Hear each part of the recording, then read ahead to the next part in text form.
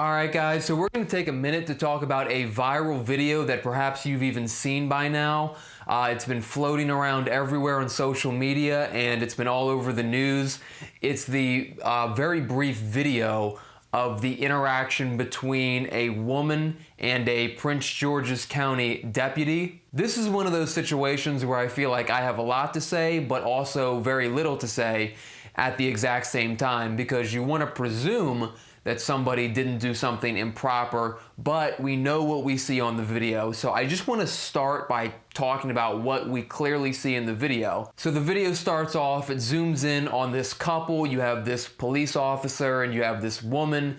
They are obviously very closely embracing. He has his hands down lower waist area, and it looks like they might have even kissed. So this is they're clearly embracing, and then you clearly see them go into the back of the police cruiser and shut the door, and that is pretty much where the video ends. One of the first things I think of when I see something like this is the fact that the back of a squad car is where they put somebody after they've been arrested, and obviously the design, the layout of that back seat is not designed for comfort. I can't specifically state what the back of this particular cruiser looks like, but just generally, these are not comfy, cozy, warm places. You know, this is where they put people who are arrested, people who are having episodes where they're freaking out and they're kicking the walls and kicking the doors, and so these are very usually secure areas in the back seats of these cruisers. The other thing I think about in this situation is the fact that the Prince George's County Police Department, as many of you know, they put out a tweet saying that they were looking into the situation. We know that they are.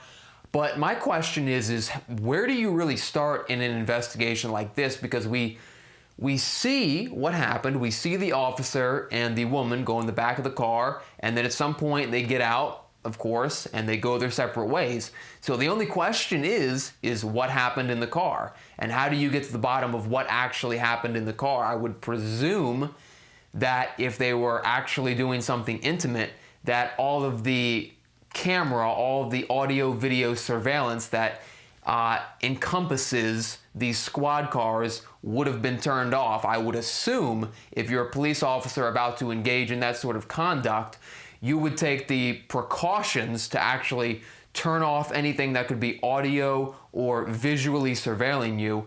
But who knows? I mean, we'll see. The other thing is I don't really know where you go as an investigation with this.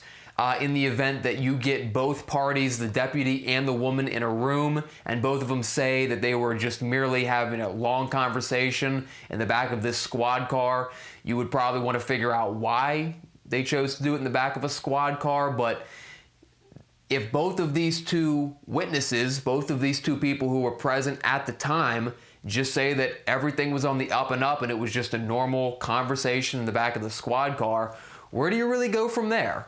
I don't know. So honestly, that's really all I have to say about the situation. I think we're very early in the investigative steps. We don't have a lot of information. We do have a video. It's a very short video. It was short enough to where it was posted on TikTok, so it couldn't have been more than 60 seconds. So we have a very finite amount of information right now, and it'll just be interesting to see how this plays out. It could blow up, but it also could just go by the wayside, and you know, perhaps we never get a clear and definitive answer as to what happened in the back of that car. I don't know where this goes, actually, and I personally don't want to jump to any conclusions. It's never good to rush to judgment, but just let the process play out, and presumably it will do just that. So, interesting footage, very interesting to see PG County, Maryland go viral for this, and we'll just let it play out and see where it goes from here.